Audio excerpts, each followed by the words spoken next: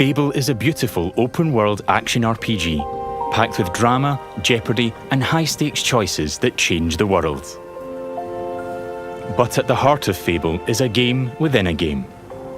An endless, interconnected life sim where you'll be remembered for changing people's lives, building property empires, manipulating the economic fate of entire settlements, and more. And as you do all this, you'll build different identities and experience a complex, nuanced morality that is so much more than good versus evil. It's what you'll do in Fable when you aren't saving the world, and we call it building an extraordinary life. Let's dive in. Here I am in the middle of Oakshire, one of the 6 regions in our visually diverse open world. It's characterised by beautiful rolling hills and lush, colourful foliage, inspired by the British countryside. There are settlements of different sizes throughout the world, each with their own population, traits and landmarks. Albion is full of variety. We can see one of those settlements up ahead. Silverbrook, a peaceful farming town and the largest settlement in Oakshire.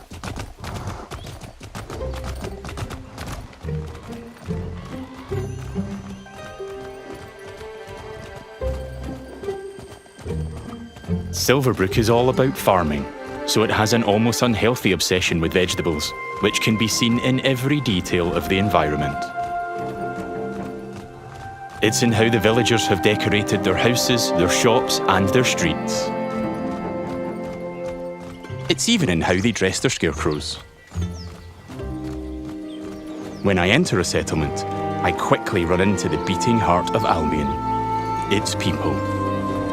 There are over 1,000 handcrafted, fully voiced NPCs, each one with their own job, home, routine, relationships, and memory.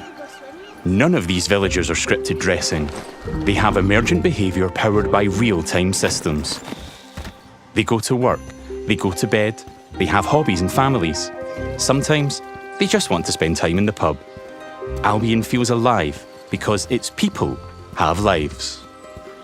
I've never been to Silverbrook, and because I've done nothing of note yet, Max the stable hand here is completely indifferent to me.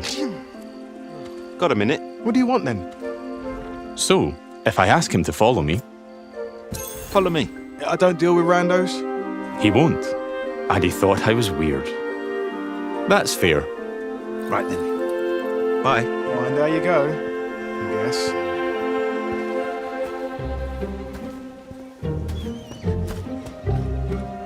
In the story, I'm here investigating if there's a connection between Isabel, the powerful red-cloaked hero I'm pursuing, and the strange magical incidents being reported in Silverbrook.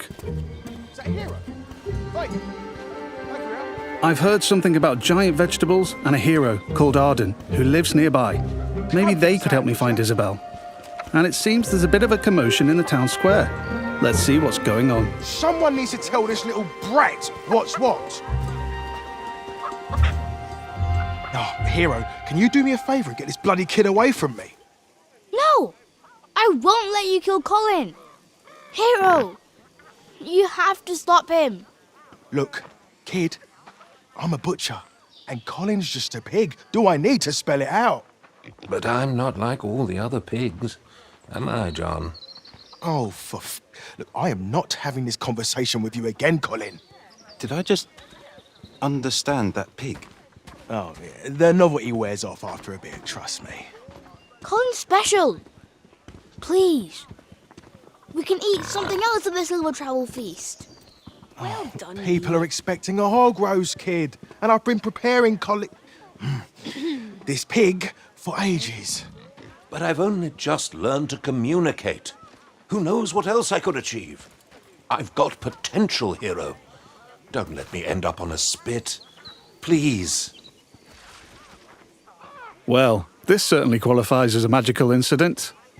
What you're seeing here is not a cinematic. It's just one of the hundreds of story conversations in our game. We have over 2 hours of high-quality, performance-captured cinematics, just like the ones you've seen in our trailers. But in these conversations, you'll make hundreds of branching dialogue choices that change what happens and how people feel about you. It's important to note that every choice has a consequence. It's up to me if Colin lives or dies, and I think he should live. I mean, come on, he's a talking pig. Let the pig live. Yes! Thanks, hero. I knew you'd understand. No hard feelings, John. You don't make the decisions here. This is my pig, bought and paid for. I can see his point, so I'm going to pay the butcher. What's the pig worth to you? I'll cover it. Oh, it's not just a pig. It's provisions, labour, faff. We're talking thousands. 2,000 gold. That seems pretty steep. All right, Colin's worth it. Here. This should cover your expenses. Fine. Those rumours about Dave's veg better be true. Feast going vegan this year. Hero, you saved Colin. Mum gave me these, but I think you deserve them more. Thanks. Maybe you could help me back. The guild sent me. There's been reports of strange things happening around here. Like what? Who's in charge around here? And where's Arden, the hero? Arden doesn't really come around here anymore. You should try the sheriff. His office is nearby. Come on, Colin. Let's go. I've spared Colin's life. I've also gained reputations as virtuous and shrewd. In Fable, every action generates local reputation. You'll eventually be known for the reputations you build, and everyone will judge you on their own moral terms, often directly. And this is at the centre of our complex, nuanced take on morality, evolving beyond just right and wrong. It reflects real life, where morality is multifaceted and subjective. One person's good is another person's evil. Even being merciful will divide opinion. Let's chat to some other folks and see what they think about me. Hello there. Hey, you're that hero. This is Jack the Beggar. He's a commoner who's unemployed right now, which is a shame, given he's a hard-working sort of person. On the right is how he feels about me. Jack likes my virtuous reputation and thinks I'm principled. Other NPCs might feel differently about my choices, because each has their own moral view on the choices you make. There are lots of ways to interact with NPCs. I'm going to give some gold to Jack, because he seems nice, and he's a bit down on his luck. For you. I hope it helps. Oh, this is going straight in my pocket. Cheers. He was grateful for that, and he felt I was being kind. Let's give him a bit more. Here. Don't spend it all at once. This takes the edge off. Thank you. That made an impact. I've gained a reputation for being kind, and I'm known for it across Silverbrook. Everything you do has a consequence. Let's leave Jack. So long. You're like a breath of fresh air, you know? I do like Jack, though. Maybe I should buy him a gift. There are lots of shops with different stock across Albion. Let's go to the general store across the street to see what they have. Every business has NPCs working in them as part of their daily life. Just like Megan here. This is some quality stuff. Welcome, hero. What can I do for you? Doing my deal to save Colin gave me a shrewd reputation, and Megan here is a fan. She's an ambitious commoner, and she thinks I'm savvy because of my earlier deal-making. Every NPC has unique characteristics driving who they are and what they think of you. You know what? Forget Jack. He's dead to me. I'm going to try flirting with Megan. Phew. Is it hot around here, or is it just you? Well, aren't you confident? Between you and me, I've always wanted to swoon. That went well. Megan thinks I'm charming and flirty, and I've started to build a reputation for it in Silverbrook. Let's ask her out on a date. Do you want to grab a drink or something? Would you believe you're almost what I'm looking for? Clearly she's interested, but I'm not worthy of her time just yet. She wants to date an entrepreneur who owns their own home and only wears fancy clothes. They're high standards. She is ambitious after all. All right, I'm invested in taking Megan on a date. Let's go. I'll be back, I'm sure. You have a smashing day. First, I'll need to buy a business to get a reputation as an entrepreneur. In Fable, I can literally buy any business. I could buy that bakery across the street, or around the corner, I could buy one of the stalls. But you know what? I think I like the pub, the Silver Trough. It's simple to buy a property. Interact with the deed outside the front door to see income, price, and the number of people employed there. To be honest, I've always wanted to own a pub, so let's buy it. Maybe this is the start of my business empire. I'm a proud new pub owner. Now I can set prices and wages, and I can manage the staff. Every villager performs differently. Here, Susan the bartender is great with customers because she's caring. And that's giving my pub an income boost of 10%. Thanks, Susan. The pub's understaffed though. As the new owner, I should probably sort that out. And guess what? I know just the hard-working fellow. Let's go back to Jack the beggar. They're so pure.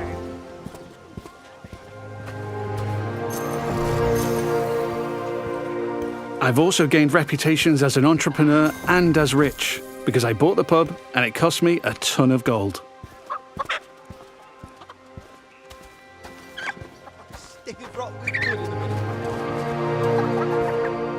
Jack, you're no longer dead to me. Hi there. Hey, you. Jack still likes me for my kindness earlier, but I like that Jack is hard-working, so I'm going to give him a job in my pub. Got a job, if you're interested. I can probably do that, yeah. I can hire anyone, providing they like me enough to accept my job offer. Great. Jack is thankful I've made a positive impact on his life. He's no longer a beggar, and he's now a bartender. Cheers. Yeah, makes sense. There are so many other people to talk to. Villagers react to the reputations you build, They'd help with anything. and they remember the things you do to them. Now the pub is fully staffed, and Jack can head off to work. Incredible. Take your time, Jack. Next, I need some fancy clothes. Let's head to the tailor. What a cheeky charmer. There are lots of places I can update my look. Tailors, hairdressers, tattooists. And every settlement has different options available. There are rare outfits to discover in the more dangerous parts of Albion too. There are tons of options to create a unique look for your hero.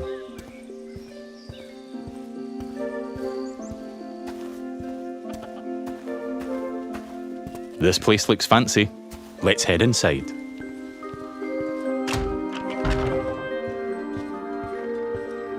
This is the tailor, Rhiannon. So much choice on offer. We're closing soon. Just like real life, wealth is a divisive topic, and Rhiannon has her own views. In stark contrast to the ambitious Megan, she's very much not a fan of rich entrepreneurs, and she thinks I'm out of touch. Which makes sense, given she's humble. Let's have a look at what she's selling. Fancy clothes, hopefully. Can I see your stuff? Don't waste my time.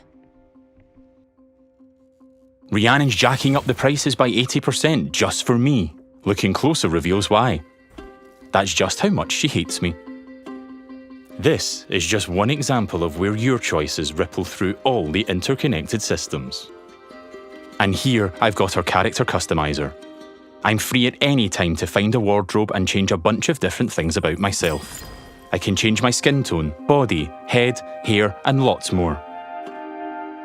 In the tailor, I can only buy clothes, But there's over 120 different shops in Albion, each with their own stock and items to buy.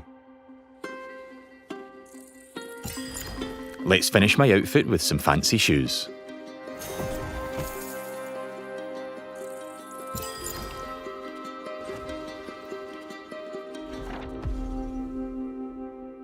See you, Rhiannon.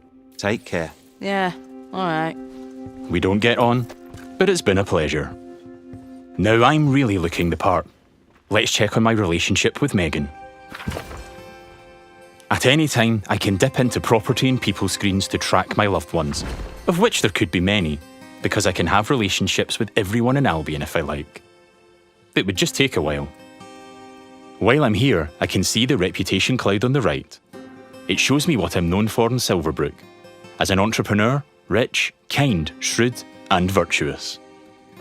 On a single moral scale, these reputations would be seen the same way, as absolutely good or evil.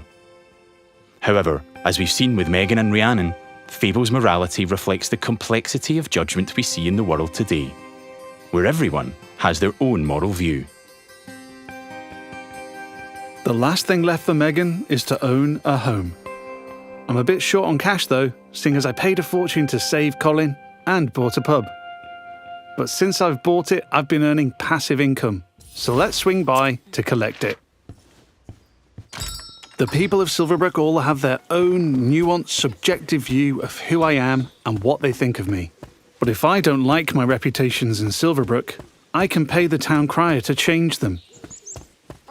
I give them gold, a lot of gold, and they spread a new reputation for me.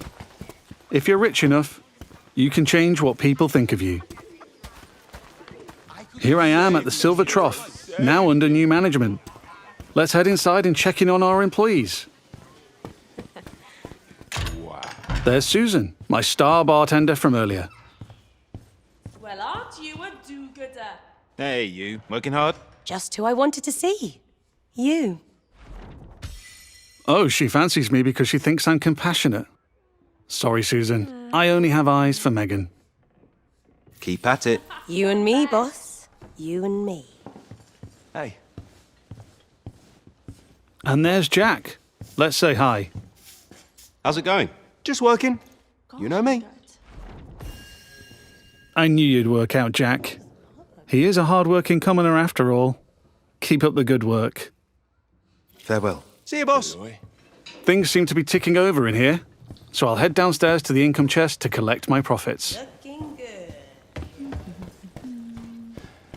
There's an income chest in every business I own and every property I live in. It means I don't have to go to each individual place, and I can collect all my income from any of them.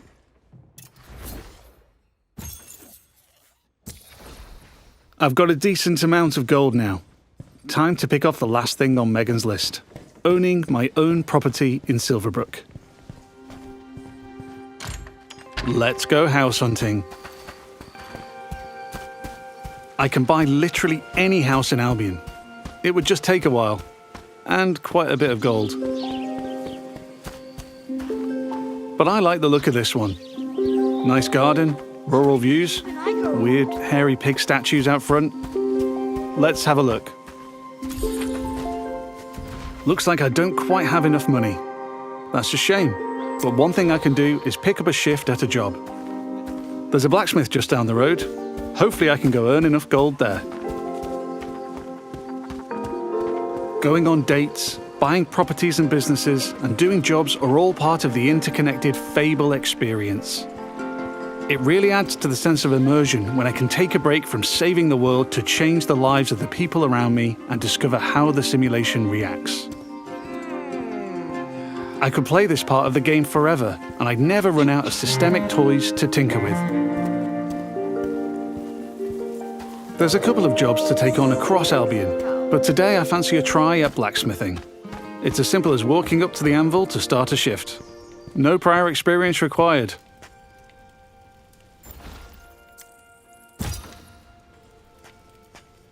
In the interest of time, we've reduced the time limit here, but regardless, it's a classic case of risk versus reward.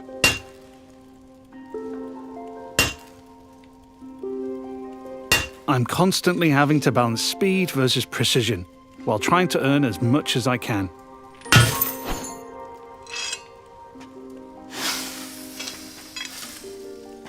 I need to hit all the hotspots to complete an item, but if I manage a perfect hit, just like that, I earn a multiplier on my gold.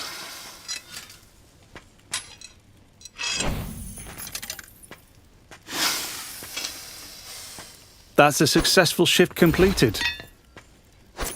I can return to the blacksmith anytime to earn more gold and gain blacksmithing experience while building my reputation. I've now got just about enough gold for the house. Let's head back down the street and buy it.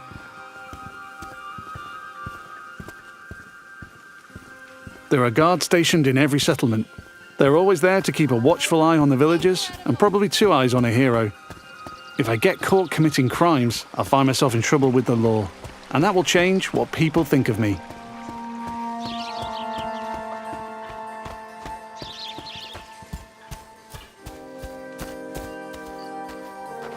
We're back. Let's buy the house.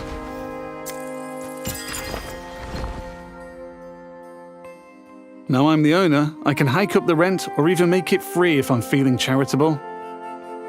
I can manage my tenants too. I can let them stay and keep collecting the rental income, but I want to move in myself, which gives me the choice to just chuck them out on the street or be nice and give them a bit of gold to leave. And if I chuck them out, that would cause me to be known as heartless. And I'm trying to be nice right now in case I ruin things with Megan.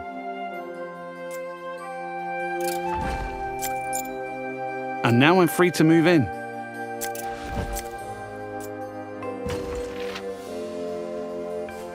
Let's look around.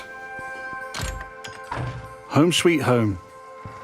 I can buy any house in Albion. And while this one lacks some square footage, there are huge houses, even mansions I can buy throughout the game. Looks like the tenants left some stuff behind. Offal fans, apparently. Wherever I live, I have access to my income chest and wardrobe, so I can collect all my gold and change my appearance whenever I like. That was the last thing on Megan's list. Let's head back to the general store. Fable has a dynamic time of day that changes what people are doing throughout their routine. It's still the afternoon, so hopefully Megan is still working. If I'm too late, she'll be back home in bed. And there's my new pub with some customers in the beer garden.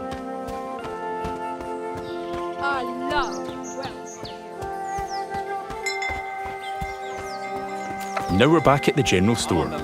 Let's find Megan.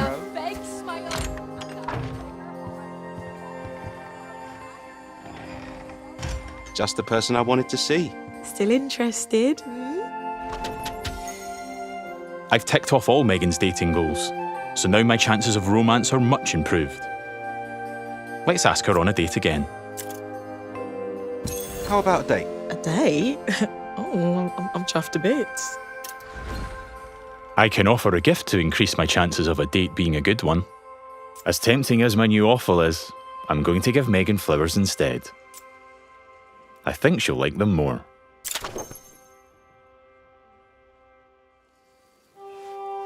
Here we are on a date at the Silver Trough. Hope I'm getting free drinks.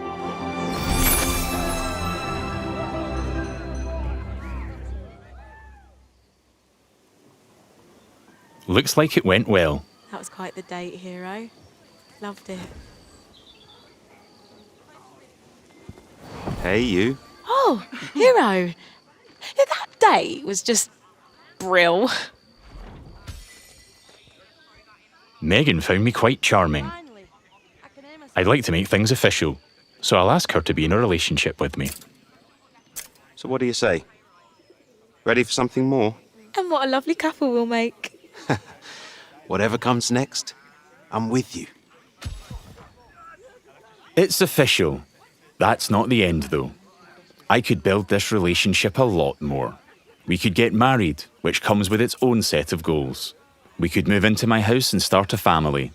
And I can even hire her for one of my businesses. Things could go the other way too. I could break up with Megan, or divorce her in future. Or I might make choices that make her divorce me. There's lots of ways I could change her life, and she'll remember. But we've seen enough romance for now. Bye, Megan. I have to go. But you're welcome to watch me leave. You have a lovely time, sweetheart. Before we go, I've only really demonstrated what it's like being an upstanding citizen in Silverbrook. Our game is one full of contrast, though, Modest. Yeah, I like it. where I decide the kind of hero I want to be. So let's briefly explore what it's like if I'm not so nice. Hi, Susan. Nose to the grindstone. Love to see it. Lovely to see you, boss. Sorry, Susan. You're fired. Yeah. You're fired. Sorry. You're gonna regret that, swine. She's not happy about that, and she thinks I'm being heartless. But because in Fable morality is subjective and varies from person to person, not everybody will have a problem with that. There might even be someone who fancies me because I'm heartless. Villagers also react to my physical actions. If I start firing arrows around the place, they'll start to perceive me as reckless.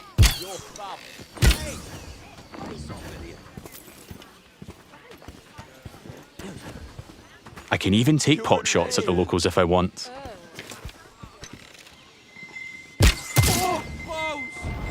And now I've gone too far, but I'm in the mood for a fight.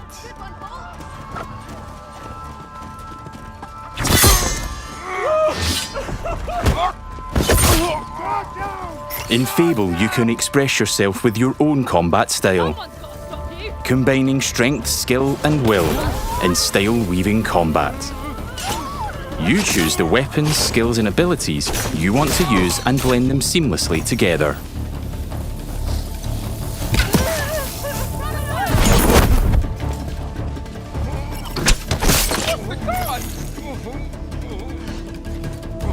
Stay still, please.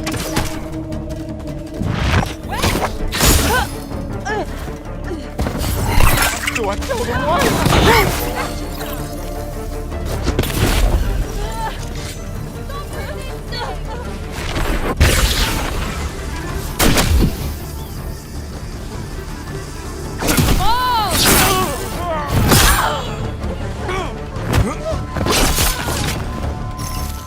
I'm putting up a fight, but backup will keep on coming until I leave Silverbrook. Peacefully or not. I think a tactical retreat is probably for the best. Now I have a bounty on my head which will grow with more crime. I can immediately pay it or pay a reduced fine if I spend long enough out of town. My reputations don't disappear with my bounty though.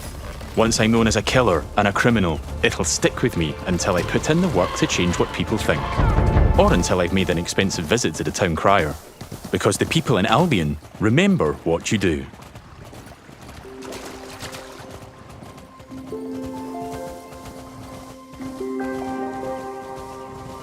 Over the past 25 minutes or so, I've bought a pub and a house, been a landlord, and changed a beggar's life.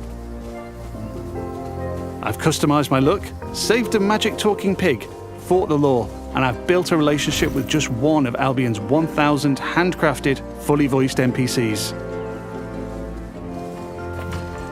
And here's the reputation cloud again. I'm rich and charming because of my spending habits and my relationships.